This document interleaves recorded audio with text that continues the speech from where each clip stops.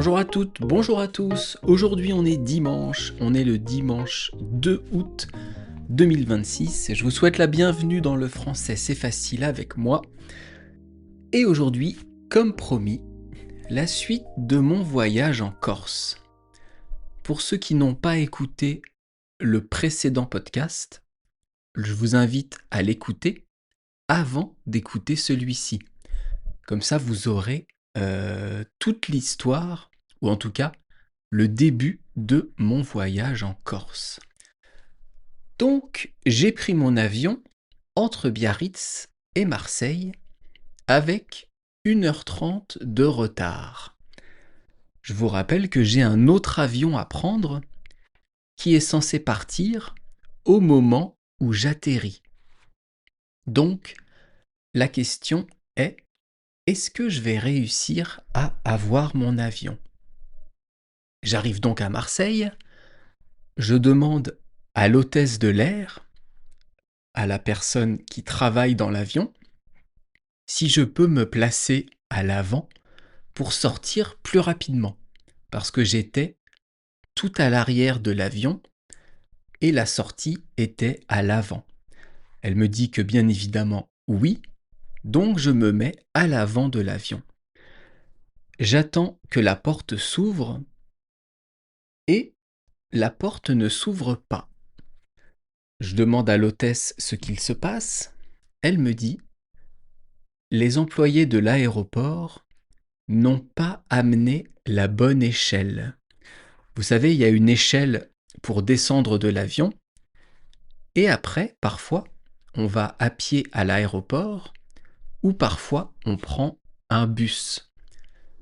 Eh bien là, je devais prendre un bus, mais l'échelle n'était pas la bonne. Donc j'ai dû attendre encore 5 minutes que les gars de l'aéroport ramènent la bonne échelle. Et au moment où je suis sorti de l'avion, j'ai vu mon avion décoller. J'ai vu l'avion que je devais prendre s'envoler. Et là, je me suis dit, eh ben voilà, c'est fini. Surtout qu'il n'y avait pas d'autre avion après. Il était déjà 18h30. Donc, j'ai dû rester une nuit à Marseille. Tout ça à cause d'une heure de retard dans un avion. Et en plus, j'ai dû racheter un billet. Parce que le site dont je vous ai parlé pas la semaine dernière, dans le précédent épisode, eux, ils vous remboursent le vol raté, mais j'ai dû racheter un billet encore plus cher, puisque le prochain départ, c'était le lendemain à 8h30. J'ai perdu 150 € plus la nuit d'hôtel à Marseille, plus le restaurant, etc., etc. J'étais dégoûté. J'ai fait une demande pour être remboursé de tout ça auprès de la société du site sur lequel j'ai acheté le billet. Mais à mon avis, je ne vais rien avoir du tout. Donc me voilà à Marseille, tout seul pour la nuit, jusqu'à attendre l'avion du lendemain. Évidemment, à Marseille, l'aéroport n'est pas à côté de la ville. Il y a entre 30 et 40 minutes de bus. J'aurais pu prendre un hôtel près de l'aéroport et juste rester le soir, manger, dormir et repartir le lendemain. Mais je me suis dit, quitte à être à Marseille, autant aller dans le centre et profiter un peu de la ville. Donc, je vais à Marseille, je prends un hôtel sur le Vieux-Port, c'est le quartier historique de Marseille, c'est près de la mer, c'est très très beau. Et me voilà à chercher un resto. Un resto, c'est un restaurant. Alors, petite parenthèse sur Marseille et le Vieux-Port, franchement, c'est magnifique. J'étais déjà allé il y a quelques années, mais je ne me souvenais pas que c'était aussi beau, aussi animé, aussi sympathique. Je suis arrivé au Vieux-Port de Marseille à 19h30 et il y avait énormément de monde dans les cafés, dans les restaurants, dans la rue, près des bateaux. Il y avait des couples qui mangeaient avec les pieds près de l'eau. Il y avait des petits spectacles de rue. Franchement, très sympa. J'ai trouvé un bon petit restaurant où aller manger et j'ai pris un accord mets et vin. Est-ce que vous connaissez ça? Alors, je vais vous expliquer un peu ce que c'est avant de continuer sur mon voyage. Dans un restaurant, vous avez soit le menu, soit des choix possibles sur la carte. Souvent, on prend un menu avec entrée et plat, ou plat et dessert. Ou alors vous prenez sur la carte, au choix, une entrée et un plat, ou ce que vous voulez. Dans les restaurants de très bonne qualité, un peu chic, un peu gastronomique, c'est là où je suis allé, il y a une possibilité de prendre les plats avec en même temps les vins. C'est-à-dire que vous ne choisissez pas. C'est un menu unique avec 4, 5, 6, 7, 8 plats différents. Ce sont évidemment de toutes petites portions et à chaque fois vous avez un vin différent. Donc je me suis dit, je suis tout seul, je n'ai pas besoin de conduire pour aller à l'hôtel, donc je vais me faire plaisir et j'ai pris un accord mets et vin. Mets, ça veut dire les plats, la nourriture. Et les vins, eh bien, vous connaissez. Donc j'ai eu droit à 2 entrées, 2 plats, 2 desserts, avec à chaque fois un vin différent.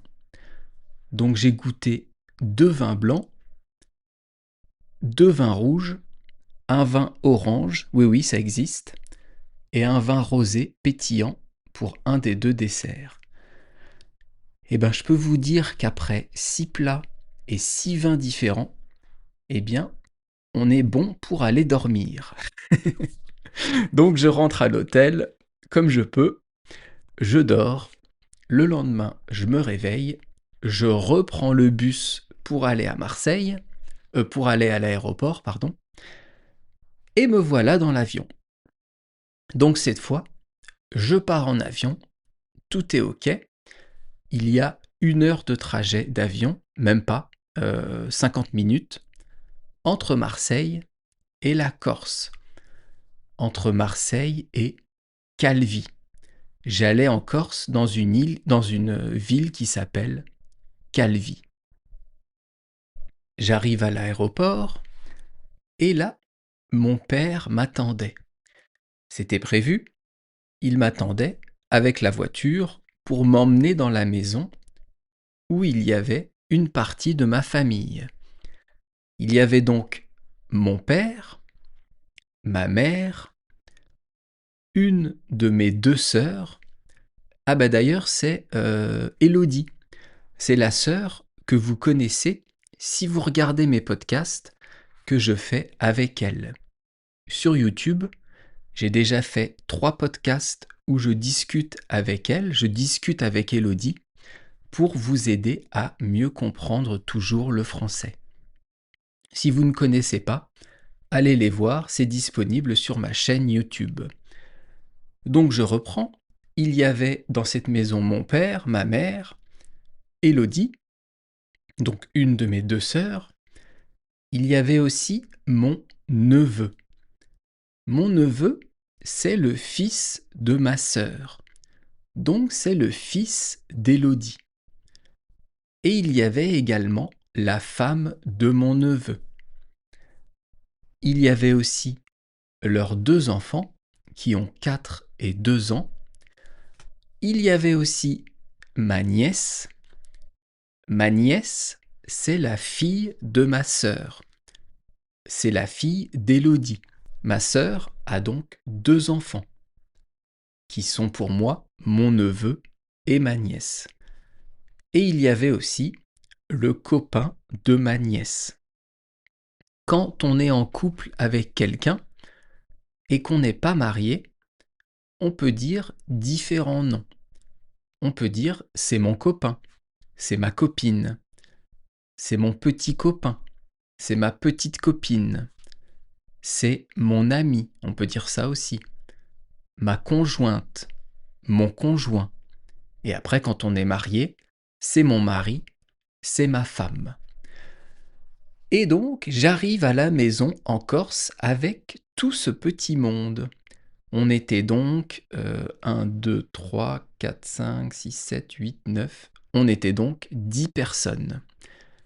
Et la suite, je vous la réserve pour le prochain épisode. On va continuer dans quelques jours, ou plutôt, je vais continuer à vous parler de mes vacances en Corse, ce que j'ai fait, ce que j'ai pensé, les activités qu'on a pu faire, le programme en fait que j'ai fait pendant cette petite semaine en Corse. Mais je garde ça pour le prochain épisode. Et maintenant, comme d'habitude, vous connaissez, on passe à la deuxième partie du podcast avec l'expression du jour faire les 400 coups. Alors, avant de vous dire ce que ça veut dire, je vais parler un peu de prononciation. Je vous répète l'expression faire les 400 coups. Je vais m'attarder sur le mot 400, le chiffre donc, le nombre. Écoutez bien, 400 ou 400. On dit plutôt 400. Il y a une partie du mot 4 qu'on va quasiment enlever quand on prononce. 400 et pas 400.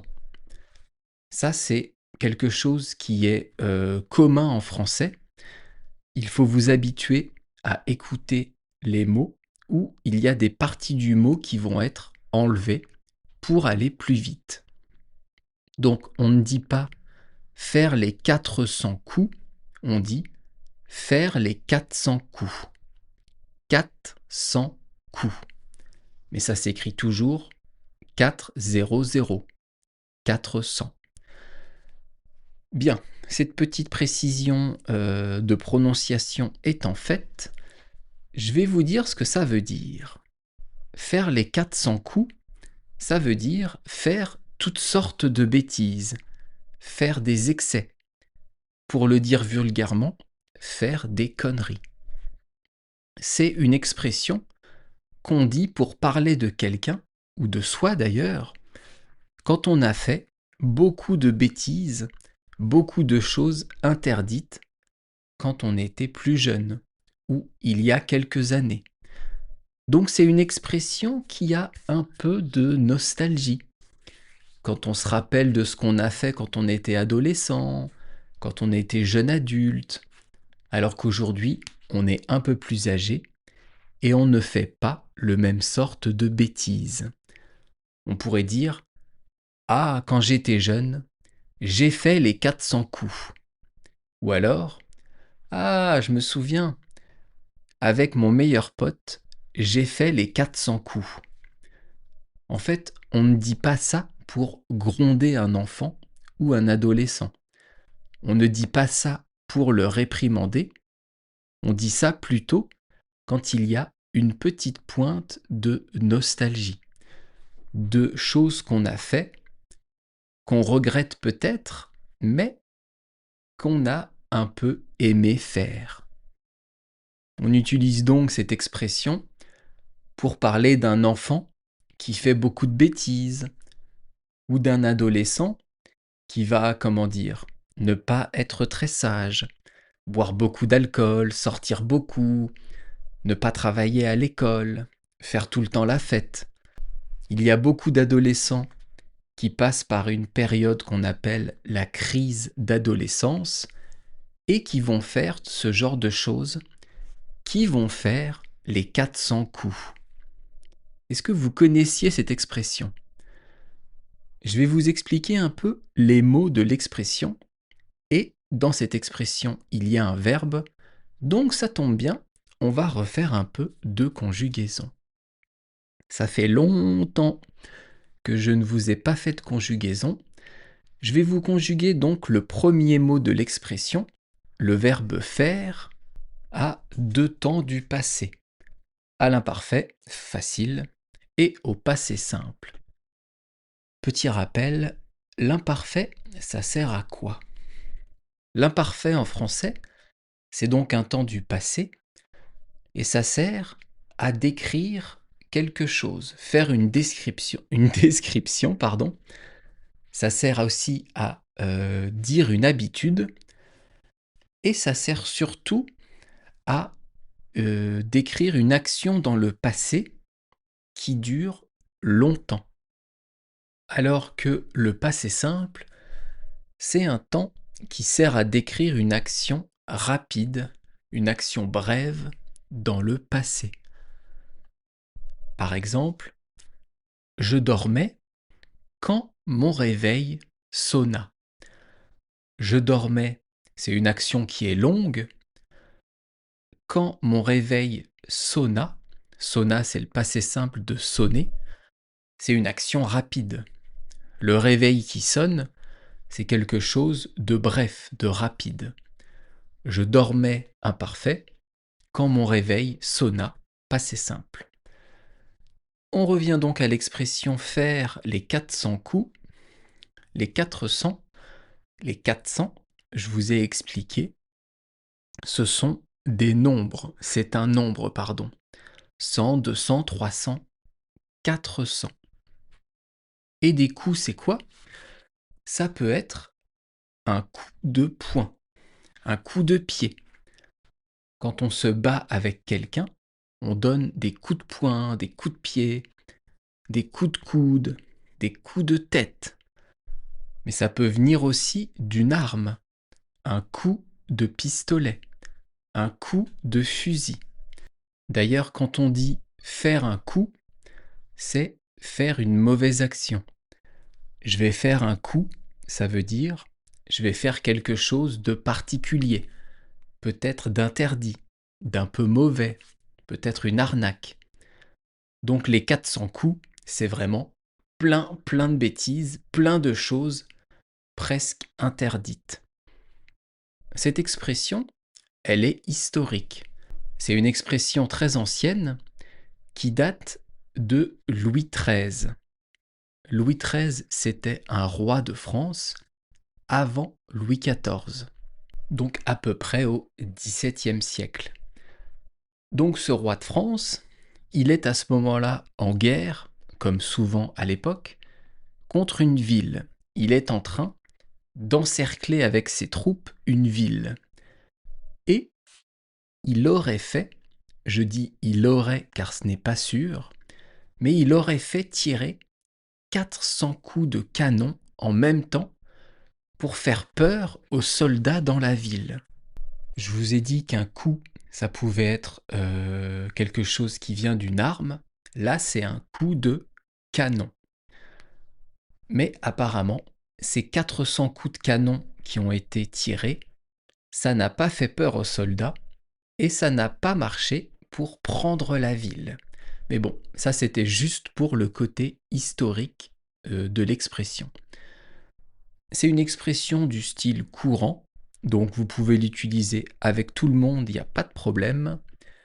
Et si vous voulez aller même un peu plus loin et voir un film en rapport avec cette expression, je peux vous conseiller de voir un vieux film français qui est un film de François Truffaut. Pour ceux qui s'intéressent un peu au cinéma français, François Truffaut, c'est un réalisateur célèbre français qui est mort dans les années 80. Et je crois que c'est son premier film qui s'appelle Les 400 coups. C'est un film en noir et blanc et c'est l'histoire d'un jeune adolescent qui travaille mal à l'école, donc qui se fait punir. Il essaye d'éviter les punitions, il s'enfuit, donc il fait une nouvelle bêtise, donc il se fait encore punir par ses parents. Mais je ne vous en dis pas plus parce que je vais peut-être vous parler de ce film dans un prochain épisode de mon podcast où je vous parle des films français. Mais si vous voulez aller le voir, si vous pouvez trouver ce film, il s'appelle Les 400 coups, comme l'expression du jour. En anglais, cette expression, elle se dit, alors attention, la prononciation est difficile, surtout pour un français comme moi. Donc faire les 400 coups en anglais, c'est to sow one's wild oats. Je vous ai dit, c'est dur. To sow one's wild oats. Ça veut dire semer son avoine sauvage en français. C'est l'équivalent de faire les 400 coups. Qu'est-ce qu'il me reste à vous dire? Je pense qu'on arrive au bout. Toujours, si vous pouvez me laisser un petit commentaire sur YouTube, si vous pouvez me mettre une bonne note dans vos applications de podcast, ça serait génial. Vous pouvez aussi m'aider, me soutenir en vous abonnant à mon Patreon, ou alors tout simplement, pour ceux qui m'écoutent sur YouTube, en devenant membre de ma chaîne YouTube. Ça coûte 2 ou 3 € par mois. Pour vous, je pense que ce n'est pas trop, pas grand-chose. Et pour moi, c'est super parce que plus j'ai d'abonnés, plus j'ai de monde, plus je peux me permettre de consacrer du temps à mon podcast, à être prof de français, parce que ce n'est pas encore mon métier principal. J'aimerais qu'un jour ça le devienne, mais pas encore, il faut encore du temps. En tout cas, je vous remercie beaucoup de m'avoir écouté. La prochaine fois, donc dans quelques jours, je vous parle d'une expression que j'adore et que je dis d'ailleurs assez souvent. Cette expression, c'est « cucu la praline ». Je suis sûr que vous ne connaissez pas. Je vous souhaite de passer une bonne journée, on se retrouve bientôt. Bye bye, hasta luego, et la leja, matane.